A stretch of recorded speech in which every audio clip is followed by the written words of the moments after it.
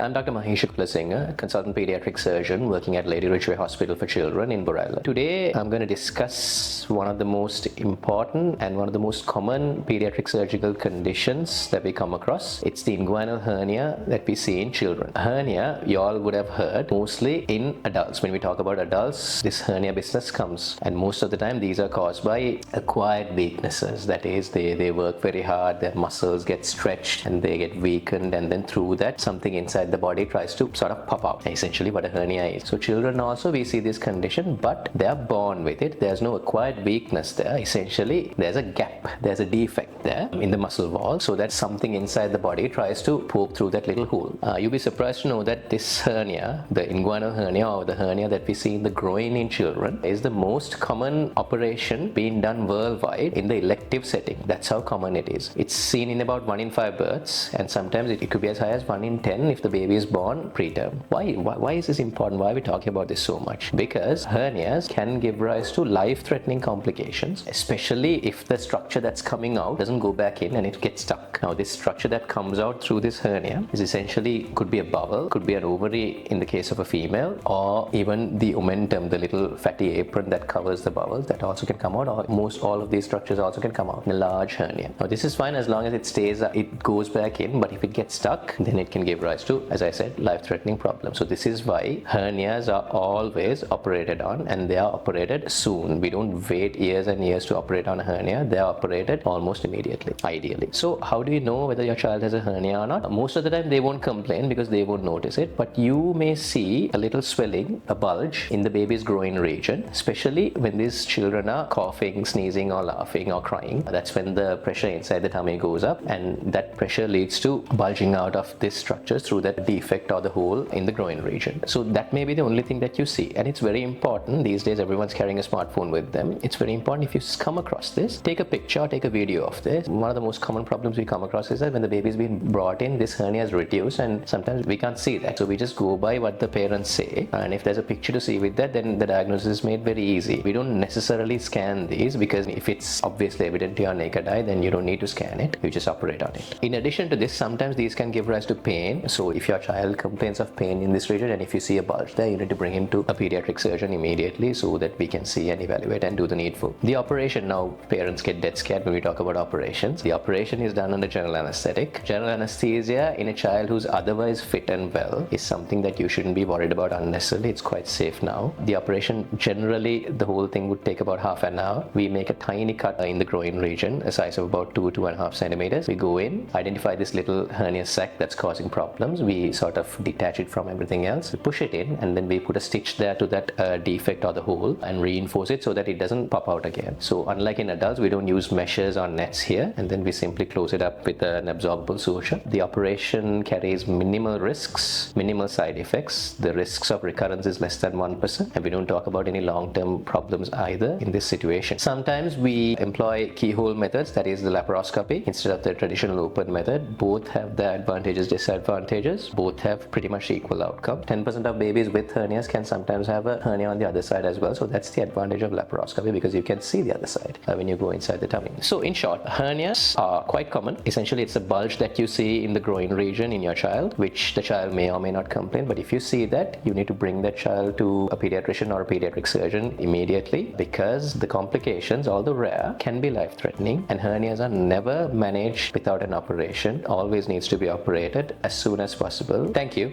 and I'll see you in another video.